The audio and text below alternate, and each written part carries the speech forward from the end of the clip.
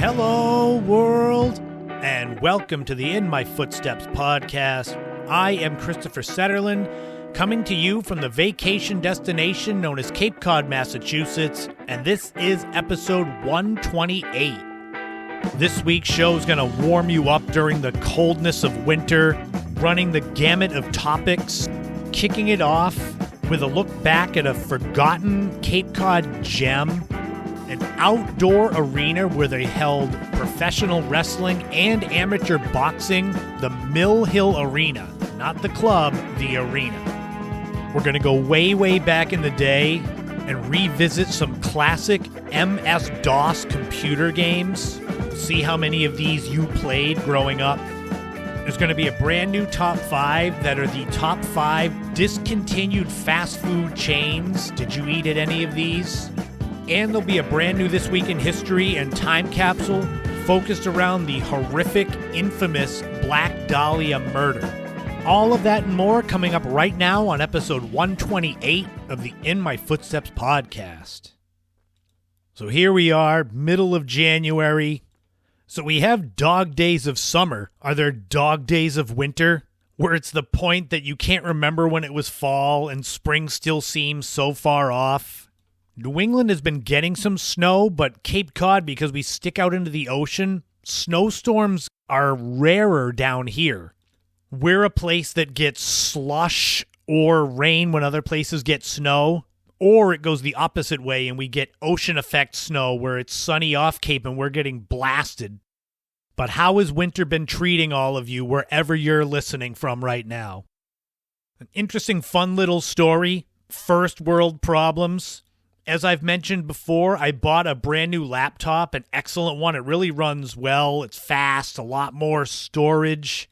So it's been excellent making videos there, editing videos and such. When recording the podcast on it, though, I've noticed I have issues with my microphone, this one I'm speaking into now. And you might have noticed, I think it was last week's episode, there were a couple of segments where the sound would muffle every now and then randomly. And only when I was editing the podcast did I realize that there was an issue. So I was hooking my microphone into the laptop trying to figure out what the problem was. But I have a schedule and kind of a deadline to get these episodes done. So rather than fool around with the new laptop trying to figure out why this microphone is having an issue there, I hooked it into my old laptop. So now I have 2 laptops open with the microphone in one. I feel like a gamer that has multiple screens. That's why I say first world problems. Oh, I can't record my podcast on my new laptop yet. Well, I'll just use my old laptop. Boy, what a tough life. So there's a little behind the scenes for you. Thank you to everyone who's been tuning in and listening. Thank you to all of my Patreon subscribers. You can also subscribe on Buzzsprout. I still have my Buy Me a Coffee page, but I'm leaning heavily into the Patreon, trying to put more stuff up there for people that donate their money to my content. As I grow and evolve as a content creator, podcaster, etc., I'm always looking into what will get the most eyes and ears on my work. So coming up in the future, I don't know when, I might be altering the podcast a little more. As you've noticed, the road trip segments have been phased out, and I might end up leaning a lot heavier into the 70s, 80s, 90s nostalgia, the Generation X, which I am, like that kind of time frame, because I love talking about topics like that from those time periods growing up. And I think a lot more people of my generation, my age, can relate to those types of nostalgia topics than can relate to my very specific Cape Cod-centric stories that are on a lot of these podcasts. So I'm noodling with how to do that, how to transition over to that. But it's all about growth and progress. And remembering back to my friend Patrick, who's the host of the True Crime Obsessed podcast, he switched up. He had an original podcast that he changed and became True Crime. And I'm not totally changing. I'm just evolving and leaning more into one of the segments that I like to talk about. But that's just a little heads up of something that might be happening late winter, early spring. So those of you that love nostalgia, you're going to get a whole lot more of it. Before some Cape Cod specific nostalgia, We're going to take a look back now at a place that gets overlooked and is probably largely forgotten by a lot of Cape Codders since it's been gone for 60 years. So let's take a look at the former boxing and wrestling haven in West Yarmouth, Massachusetts that was the Mill Hill Arena right now. Current Cape Codders know the legend of it. Longtime Cape Codders lived it, and bygone generations built it. If I mention Mill Hill in West Yarmouth, anyone who lives on the Cape or visited the Cape in the last 50 years will likely have one name that pops into their head, that being the Mill Hill Club. And why not? It's one of the most famous nightclubs ever on Cape Cod. Famous, infamous, whatever. But beyond the Mill Hill Club, there was so much more going on in that Mill Hill area. Some of you out there might have heard of the Old Mill Tavern that existed in the building that would eventually become the Mill Hill Club. Some of you might also have heard of the Mill Hill Pavilion, which catered to locals with entertainment in the days of Prohibition. However, what we're going to talk about now is another spot that might have faded into the annals of time. It existed for nearly 4 decades and left countless Cape Codders standing and cheering. It was the Mill Hill Arena, and here's a little of its story. Long before the Cape Cod Melody Tent, long before the Cape Cod Coliseum, back in the days before alcohol was legal again, it was still important to find entertainment. Cape Cod in the 1920s had a population hovering around 27,000 people. In comparison, the last year where I could find data, 2021, the year-round population was 228,000 roughly. So about 10 times as many. In those days, the 1920s, orchestral music, late-night dances, silent motion pictures, and baseball games occupied most of people's time. And the Mill Hill Pavilion, which was in that same West Yarmouth area, satisfied several of those activities. It also began to expand upon what was seen as entertainment. Coming into existence in 1917, the Mill Hill Pavilion was looking to branch out come the mid-1920s. It looked to amateur boxing. It also looked off-Cape for the right person to put it all together. The man to bring boxing to Cape Cod, and the Mill Hill Pavilion more specifically, was Arthur Dutch Ayer. Dutch made his name north of Boston. He coached at Concord High School in New Hampshire, and later directed the athletics department at Somerville High School. Ayer had experience in coaching baseball, basketball, and boxing, plying his trades at Norwich University in Vermont and Boston University as well. For Dutch, the timing was perfect. After winning 4 straight baseball championships at Somerville High, he was forced to resign in 1925 after having been found using an ineligible player. Having spent some time on Cape Cod, Ayer had an idea to bring amateur boxing to the peninsula starting in late 1926. The debut of boxing on Cape Cod took place inside the walls of the Mill Hill Pavilion on November 2nd, 1926. Dutch Ayer enlisted the help of Jack Dodge to promote the amateur tournaments. The fights were sponsored by the newly formed Cape Cod Athletic Association. 4 different weight classes had a series of bouts, with fighters coming from as far away as Boston and Worcester. That night was a rousing success, with several hundred tickets being sold. Subsequent tournaments were held around Thanksgiving in 1926. As marketable as the fights were inside the Mill Hill Pavilion, Dutch Ayer had bigger plans. He began construction after the turn of the new year on an open-air arena next door to the pavilion. Located on 30 acres of open land, the arena was fenced in with a ring in the center. It was initially intended to have 3,500 seats inside, although at the time of the grand opening, only about 1,000 seats were finished, and even later on, it would only get up to about 1,200 seats.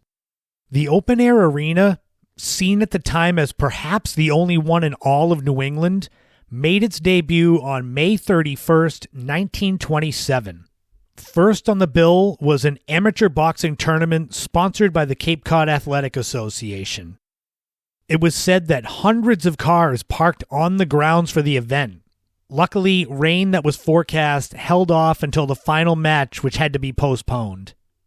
In the beginning, the arena was referred to as Ayers 30 Acres. However, it didn't take very long for it to be officially christened the Mill Hill Arena due to its close proximity to the Mill Hill Pavilion. Sadly, little more than a year after the opening of the Mill Hill Arena, the Mill Hill Pavilion would burn to the ground. And for decades, the Mill Hill Arena would be the only Mill Hill property with it in its name until the Mill Hill Club came in the late 1940s. Interestingly, going back to that opening night of the Mill Hill Arena, the dressing rooms for the talents in the boxing and wrestling events that took place weren't built until after the grand opening. So they all had basically nowhere to change. That notwithstanding, Mill Hill Arena was a resounding success. Boxing and wrestling matches took place in the sweet, salty air of the warmer summer months, weather permitting, of course. Inclement weather would postpone any events, naturally. The first few years saw Mill Hill Arena focus mainly on amateur boxing. That began to change in the 1930s. It began when Dutch Ayer left the establishment. In came Fred Bruno, an Italian-American professional wrestler turned promoter who became owner of the arena in 1931 at the age of 34. Bruno immediately began co-promoting matches with the Rainbow Ballroom, which was located across the street. With Bruno aboard, the focus shifted more toward professional wrestling throughout the 1930s and 40s. Legendary professional wrestling world champion Ed Don George made many appearances at the Cape Cod location during his career. Fred Bruno himself even donned the tights occasionally. In the subsequent years, Bruno enlisted Terry Rogers to put together and promote the cards. He helped bring in Spanish Adonis Manuel Cortez in the late 1930s. Cortez was a star and became a popular attraction every time he wrestled on Cape Cod. Fittingly, Fred Bruno's final ever wrestling match on November 7th, 1945 was a loss to Cortez. After leaving the Mill Hill Arena, Dutch Ayer did not fade from the spotlight. He operated beach concessions on Shore Street in Falmouth from the time of his departure from the arena in 1931 all the way up until 1948.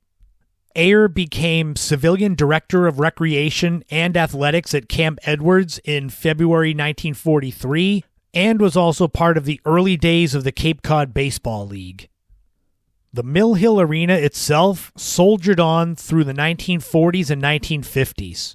By that time, the Mill Hill Club had opened, although back then it was a swinging jazz club, not what it would become in the 1970s and 80s. The Mill Hill Arena continued to enthrall audiences with amateur boxing, professional wrestling, and more. Under the ownership of Fred Bruno, the approximately 1,200-seat open-air arena saw skilled grapplers like Gorgeous George, Primo Canera, and Antonino Rocca grace the squared circle in West Yarmouth. Bruno was also able to convince icons of boxing, including Jack Dempsey, Jersey Joe Walcott, Joe Louis, and Brockton's own Rocky Marciano, to act as referees for the amateur boxing matches. Bruno parlayed his enormous success on Cape Cod into promoting sporting events all across New England. Dutch Ayer, who created the Mill Hill Arena and brought it to initial prominence, died on April 26, 1962 at Cape Cod Hospital at the age of 71. Besides his legacy with the Mill Hill Arena, he left behind an impressive resume in Cape Cod sports coaching and promoting that commanded admiration and respect. Fred Bruno, who took what Ayer had created to new heights and made it a summer destination on Cape Cod, died on July 8, 1977 at the age of 80. He, as well as Ayer, left behind a respected legacy in sports promotion. It has now been well over a half a century that has passed since crowds cheered on the grapplers and pugilists under the warm summer night air on Cape Cod. The Mill Hill Arena has now been just a memory longer than it was in existence. In the mid to late 1950s, the east end of the 30-acre property saw the construction of the Leaning Tower of Pizza restaurant, which would then later become Prince of Pizza. The Mill Hill Arena itself was ultimately torn down in 1966. The reasonings behind it I've had trouble finding. There was an article about a suspicious fire at the Prince of Pizza restaurant in 1962, but I couldn't find anything that connected that to the Mill Hill Arena itself. I also had in my notes something about the arena being purposely burned down in order to clear it out and make way for a restaurant, but I couldn't find any confirmation on that either, so I didn't want to just run with it. For those younger Cape Codders, which I guess I'm one of those, since I wasn't alive when the Mill Hill Arena was around, today the site is occupied by the Cove at Yarmouth Resort as well as De Parma Restaurant. And if you go online, Yarmouth Historical Society or digitalcommonwealth.com, either of those sites have tons of photos of the Mill Hill Arena and that Mill Hill area in general from the 1940s and 50s. And it is definitely a wild scene to look at these old photos compared to how congested Route 28 in Yarmouth on Cape Cod is today. And it's also wild to think about how popular of an entertainment center the Mill Hill area of West Yarmouth was for almost a century. Now all that's left is the retirement home, where maybe some of the people that used to dance on the dance floor at the Mill Hill Club are currently at. It was definitely a different time back then.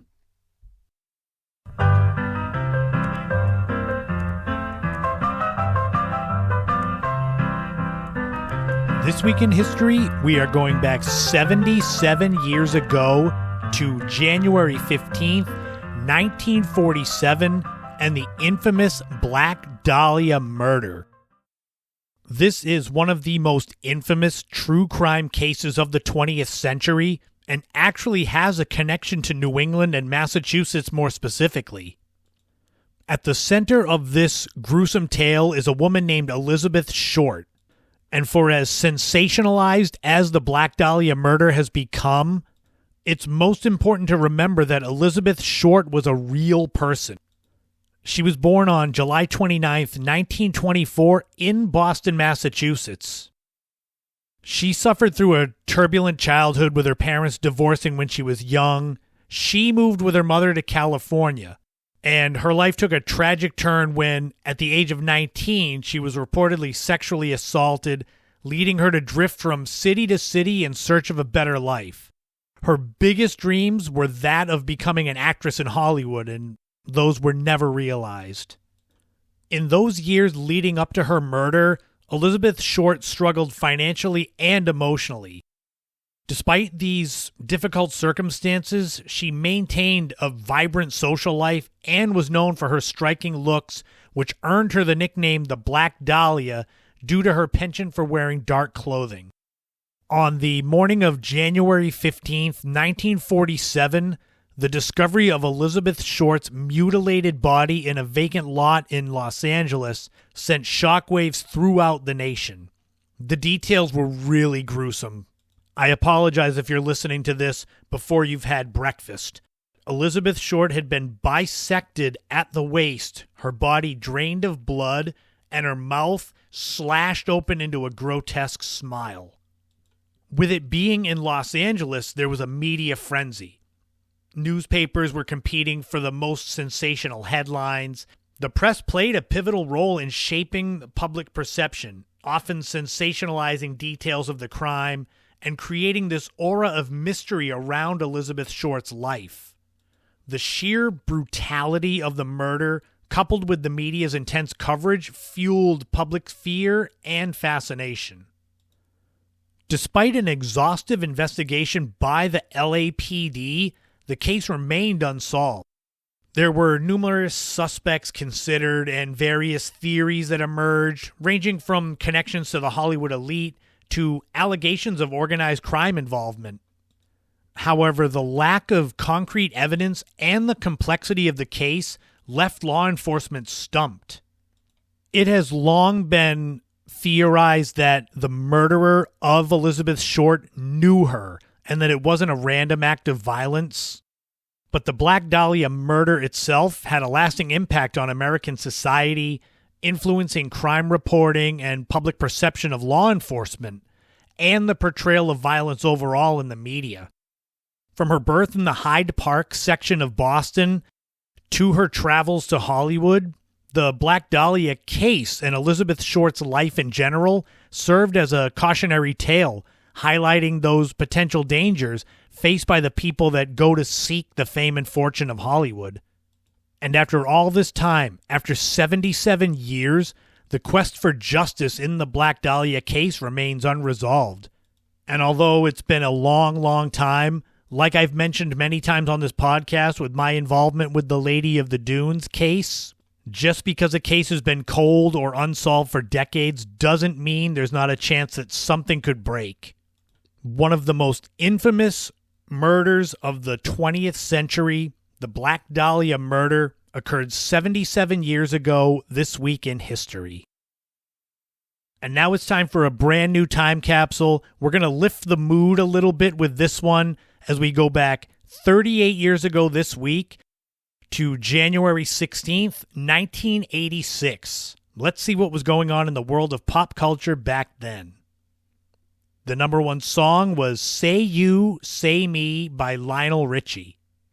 This song appeared on Lionel Richie's album Dancing on the Ceiling, but it's actually got a fascinating little backstory as it was part of the movie White Nights, which was a ballet drama movie starring Gregory Hines and Mikhail Baryshnikov. But the song, even though it's in the movie, is not available on the soundtrack. And that's because Motown Records didn't want Lionel Richie's first follow-up single from his huge album Can't Slow Down to appear for someone else on a soundtrack. But this song spent 2 weeks at number one. The number one movie was Iron Eagle.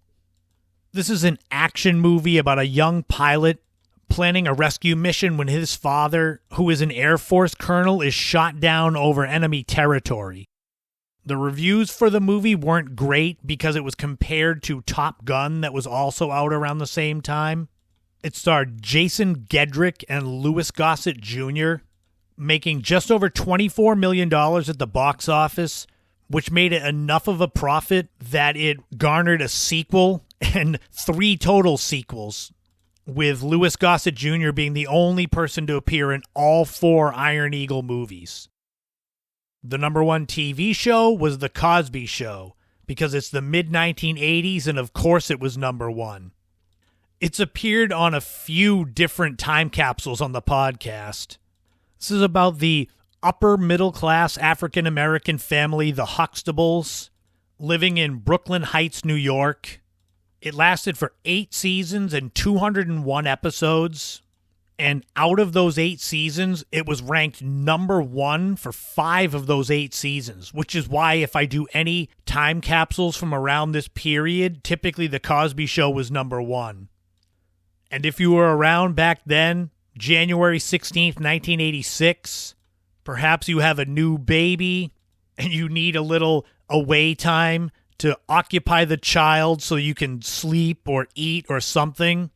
Well, you're in luck because Toys R Us has a lot of great storytelling stuffed animals. Put in the cassettes, make sure it has batteries, press play, and occupy your child for hours. These included a Big Bird one that you could get for $64.97, a Snoopy one, which I had no idea there was a such thing, that you could get for $74.97, or the very famous Teddy Ruxpin bear that you could get for $69.97. Any of those at Toys R Us.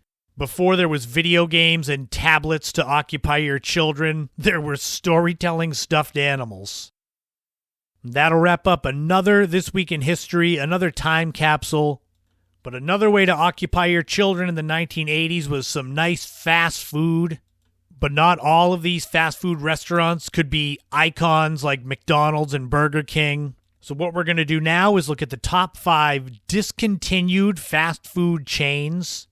So let's see if any of these bring back memories for you right now.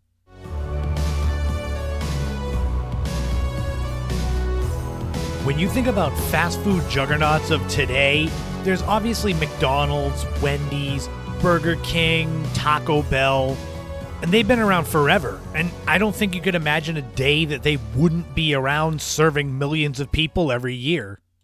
On this week's top 5, we're going to look at discontinued fast food chains. Now, not all of these ever reached the heights of a McDonald's or a Wendy's. But I'm sure with some of these, when they were at their peak, it seemed like they might be around forever.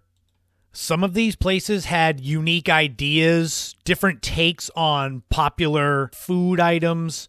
Others tried to kind of reinvent the wheel, all to varying degrees of success. Some of these you might remember, some of these you might be hearing about for the very first time, but all of these were popular to a certain degree at their peaks. So let's look at them. Top 5 discontinued fast food chains. Now, with most of these lists, of course, I've got some honorable mentions to kind of get your mind going. So, honorable mentions for discontinued fast food chains include Pumpernick, which even though it was originated in Argentina and it was around in the 70s and 80s, I included it because if you look up Pumpernick, spelled N-I-C, you tell me what their logo looks like. It's an exact copy of the old 80s, 70s Burger King logo. And yes, they were eventually sued by Burger King. There was also Burger Queen, which was around from 1956 to 1981 and had as many as 171 restaurants. It eventually became Druthers, and that also closed down. There was White Tower, which for all intents and purposes was a ripoff of the White Castle franchise.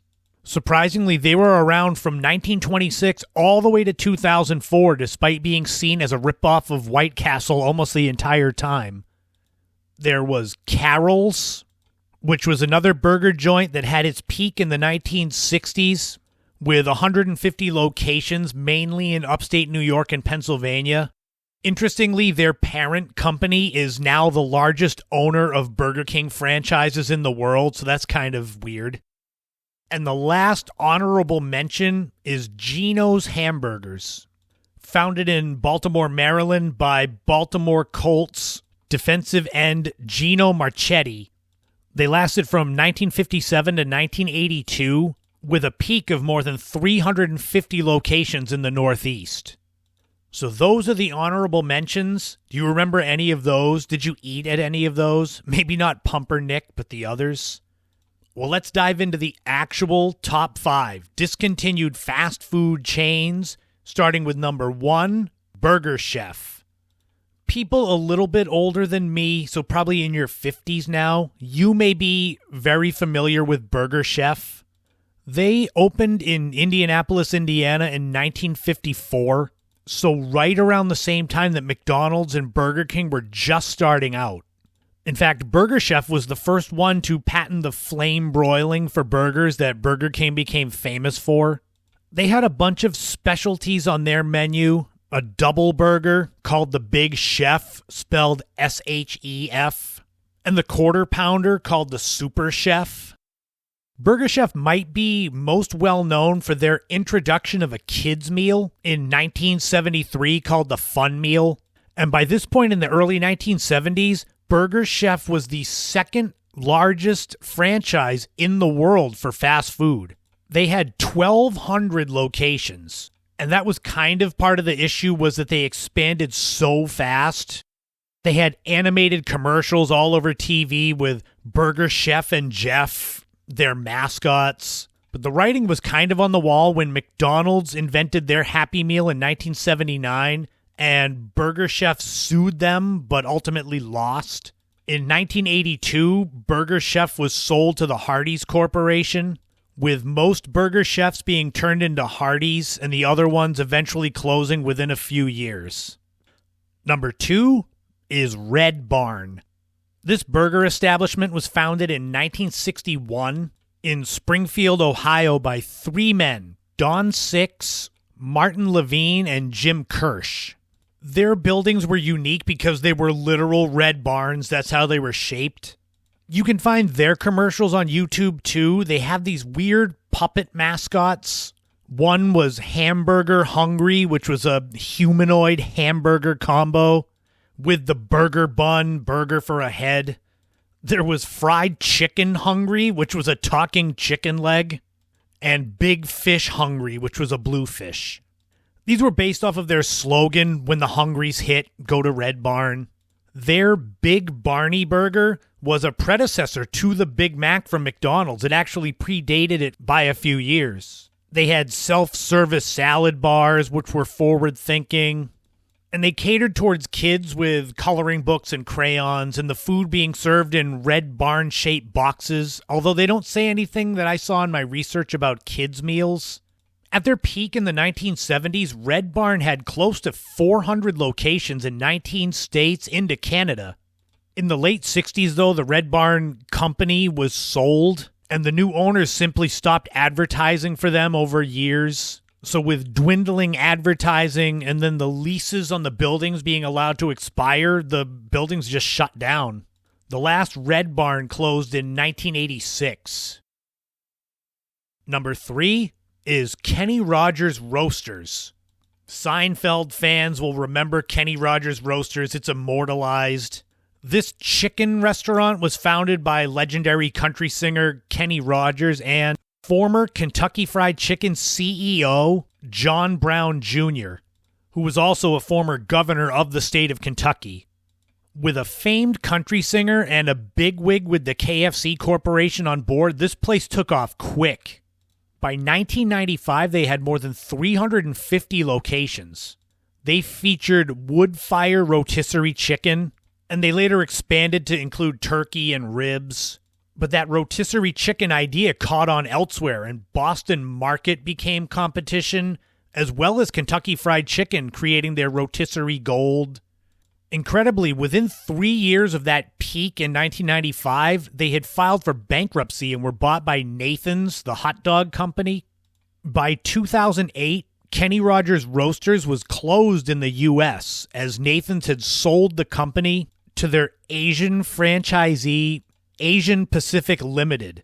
So Kenny Rogers Roasters lives in Asia. There's more than 150 locations there, but none in the U.S. Number 4 is D-Lights. This chain was established in 1978 in Norcross, Georgia.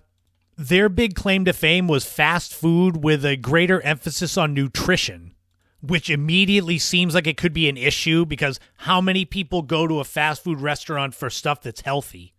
It was simple, though. Lean beef, high-fiber buns, low-calorie cheese, things like that.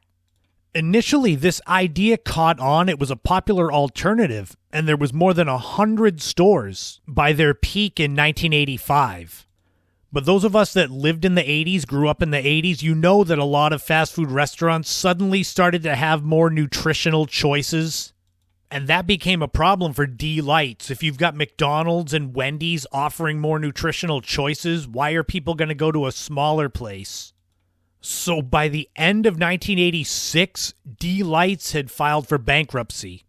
And the next year, 1987, all D-Lights restaurants closed down. And finally, number 5 on the list of top 5 discontinued fast food chains is Chi-Chi's. Chi-Chi's was a Mexican fast food chain, a little bit similar to Taco Bell. They were founded in 1975 in Richfield, Minnesota, by former Green Bay Packer player Max McGee and restaurateur Marno McDermott, whose wife was nicknamed Chi-Chi, so that's probably where they got the name from. In addition, the chain was run by former Kentucky Fried Chicken executive Shelley Frank, so there was good leadership there too, and the company grew. By early 1995, there were 210 Chi-Chi's in the country. And those of you that grew up then probably saw the commercials. They were on TV a lot. I remember them. Chi-Chi's got hit with a double whammy that basically spelled the end of them. In October 2003, they filed for bankruptcy, which is bad enough, but a month later, November 2003, they had the largest hepatitis A outbreak in American history. 4 people died, and 660 others got sick in the Pittsburgh area alone.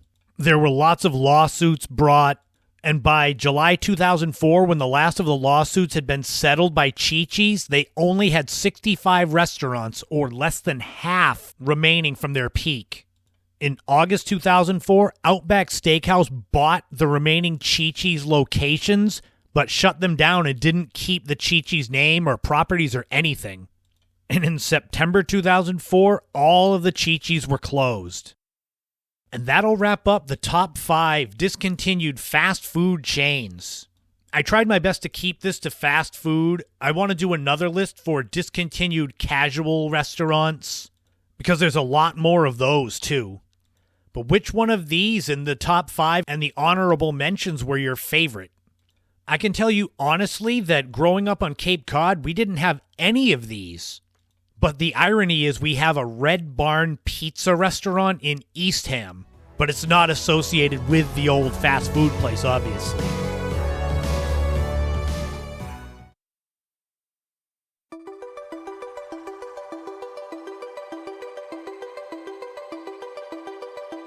Growing up as a child of the 1980s, my memories of computer games runs the gamut from the primitive ones, like Facemaker in the early 80s, to Oregon Trail, that's iconic now and was really fun back then, all the way up to things like role-playing games, Sims. You can play pretty much anything on your computer now for games. It's incredible.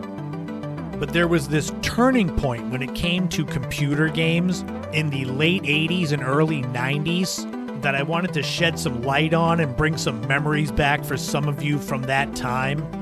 And that is the advent of the MS-DOS games, also known as Microsoft Disk Operating System games. These bring me so many fond memories of my buddy John, and I wanted to go way, way back in the day and look at some of them and share memories of them and see if any of them bring back memories for you. These pixelated games that seem simple by today's standards defined this era of the late 80s, early 90s. These games shaped the future of the gaming industry. They laid the groundwork for the more immersive, sophisticated games that are out there today. There are a few that I'll go over on this list that I have really strong connections to, and others that I don't remember but I want to share because I don't know if you out there will remember them. First and foremost, as far as MS-DOS games go, and it was the reason why I wanted to start this segment anyway, was Dr. Spatzo, the Talking Therapist. This was developed by Creative Labs in 1992, and Dr. Spatzo was a very primitive artificial intelligence program that was also a therapeutic chatbot, like your therapist. It asks you to tell him about your problems. My buddy John and I would make it say things. You could type the word say, and then whatever came after it, it would say in its robot voice. But the best thing about it, among other things, was that it wouldn't be able to pronounce words right. Common names, of course, it wouldn't be able to say correctly. So it would make you laugh if you put in someone's full name. But normal words, it wouldn't pronounce right. What kind of AI can't pronounce proper words? Naturally, if you tried to get it to swear, it would give you a warning. And then if you kept trying to type swears in, it would make this horrible high-pitched squealing noise.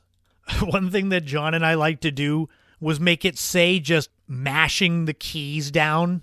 So it would pronounce all the different letters and symbols into just this jumbled mess. But I have to laugh when thinking of Dr. Spatzo. If you would try to be serious with it and ask it questions, it didn't give you any advice. Typically, it would answer your question with another question, and you just go round and round to where it's just useless. Naturally, I need to give you an example. So here's a little Dr. Spatzo. Hello, In My Footsteps podcast listeners. My name is Dr. Spatzo. I am pretty useless, but my voice is funny. I hope that you are enjoying this episode of the podcast. There were a lot more MS-DOS games than just Dr. Spatzo. There was Sim City, which was created by Maxis in 1989, and it's basically the beginnings of all of the simulation games that are out now, like the actual Sims where you create people. But this was you being a city planner, constructing and managing your city. It's considered a sandbox-style game where you could start with kind of a blank slate and build out plots of land. And of course, with simulation games like that, you could either play it serious or you could go the typical route and make it horrible and see all of the rotten things that could happen. Come on now. Any of you who have played The Sims, you know you do stuff like that. Build a house, put the Sim inside it, and then remove all the doors. Or create a closet without a door and just have them stand in there until they turn into an urn. Man, I'm going to have to do a Sims back in the day segment at some point. I could talk about them for hours. Another game that I have strong connections to and really made me appreciate the talents of my friend John was Doom. This was created by id Software in 1993. This is a first-person shooter game. The main character, the first-person shooter, is never named. He's either just Doom Guy or the Doom Slayer. But you've got to fight all these monsters.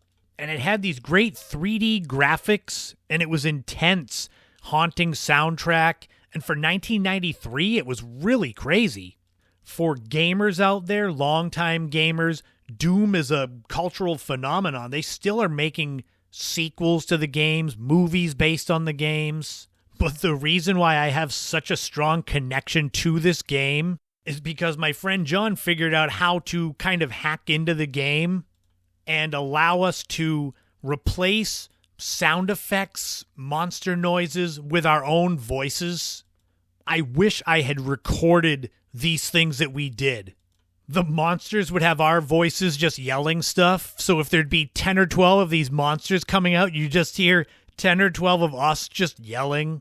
My favorite might have been turning the Gatling gun or machine gun into a fart noise instead of bullet sounds. Just typical 15-year-old boy humor. But the fact that my buddy John went on to work in video games, games like World of Warcraft and Medal of Honor, working some with Blizzard Entertainment, I appreciate more now the skills that he had then. I didn't as much when I was 15, but now seeing where he's gone makes me really appreciate what I was a part of back then. There were a lot of other beloved MS-DOS games. Lucasfilm Games that later became LucasArts. They had Indiana Jones and the Last Crusade, which the movie came out in 1989, and the game was not that long after. It follows the storyline of the movie, and it's got puzzle solving, exploration, dialogue choices, the kind of a choose-your-own adventure. There were other simulation games like Sid Meier's Civilization from 1991. I love those games where you create your own tribe, basically. And again, you either do it seriously and try to make the best civilization for your people you can, or you make it terrible and you just invade everywhere. You see that a lot now. Age of Empires became a big one I played a lot. Then there's games like Wing Commander if you like the space combat simulators. It was influential due to its cinematic approach and the branching narrative that influenced the future of storytelling in gaming. That game was developed in 1990 by Chris Roberts. In researching some of the more well-known games from the MS-DOS era, I found ones like Monkey Island, which is by Lucasfilm Games, which is really kind of an odd choice. But it's a series of games following the adventures of Guybrush Threepwood, navigating through pirate-infested islands in search of treasure. Have any of you heard of that one? I'm not familiar with it. Then there was Street Rod from 1989, which was a racing game combining car customization and street racing, where you could buy and sell and upgrade your cars to dominate. It was like Fast and the Furious in 1989. But that game, it's ahead of its time because of the attention to detail in the car customization and its open world structure. The open world concept of games is something that's really popular, where you can just go and not bump into a wall, the edge of the world, like the Truman Show, when he's sailing his boat and just hits the edge of the earth. And I'm kind of glossing through some of these because it's meant to be a bit of an overview. So if you want me to go into more depth or do a part 2 of MS-DOS games, I can. But I couldn't end off this back in the day segment without another one of the games that I have such a deep connection to. And it's literally just called the Talking Parrot. It's not as widely known. I think it's because I played it a lot when I was in 8th, 9th grade that make it stand out to me. Today, if you see it, it's pretty stupid. It's literally a pixelated parrot, and you can speak into your microphone. The parrot will mimic you. I would just like yelling and screaming and hearing the parrot do it in a higher pitched voice. But I guess in the grand scheme of games, it showcased experimentation with virtual pets and interactive dialogue. Here's the only clip I could find of Talking Parrot online for you to get kind of an idea. Hello there.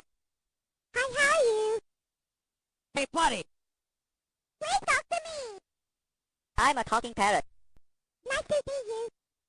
Have a nice day. That video, the video of that audio that I shared, you can find on YouTube. It's got the picture of the talking parrot. This was a topic that I couldn't believe I hadn't talked about before on the podcast.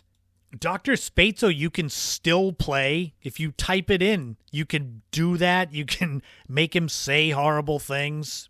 The trick with Dr. Spatzo is spelling out words so that he pronounces swears by not knowing it swears. These are things I learned as a 15-year-old. Today, with the amazing graphics and the depth of gameplay of computer games and video games in general, I think the youth, the young gamers today, couldn't imagine the excitement that we had playing those MS-DOS games 30 years ago.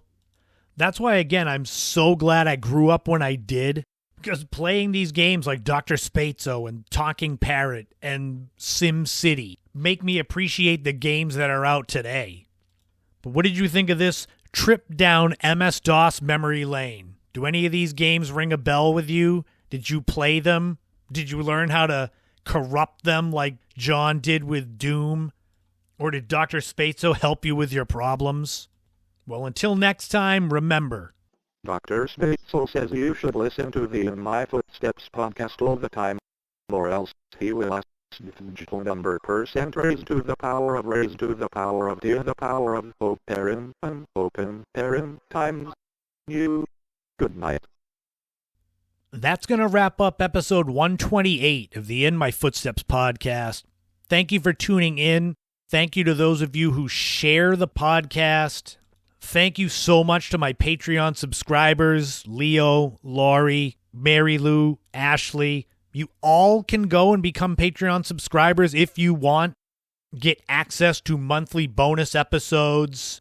I'm trying to figure out how to get merch to my Patreon subscribers. I don't know how that's done, but I found a lot of cool marketing materials for some of my books that I would love to send to subscribers, autograph these things and send them out.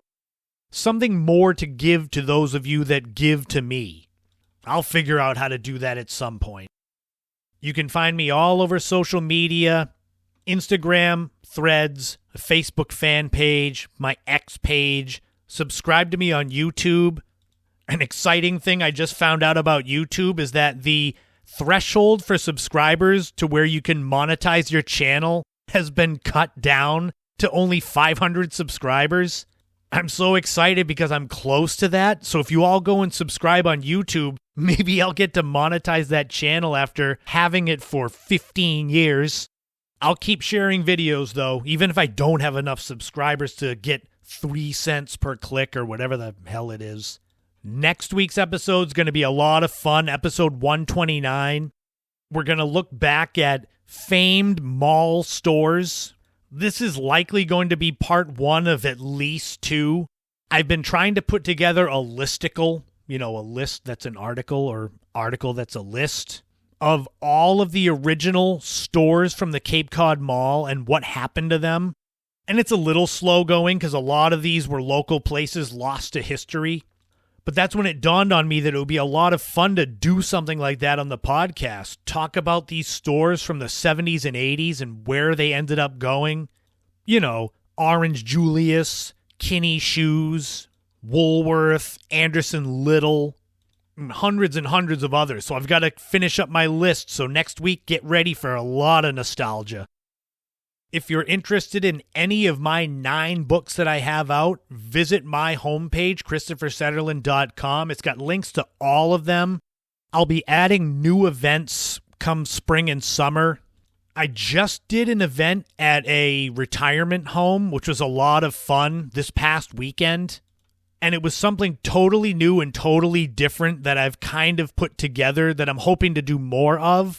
And it's called 12 Stories for 12 Generations, and it's all about my favorite stories from Cape Cod, because I like doing events where I speak about my current books, but I also thought it would be fun to have some sort of an event, a presentation that wasn't solely based around a particular book. It's just Cape Cod history in general and my favorites.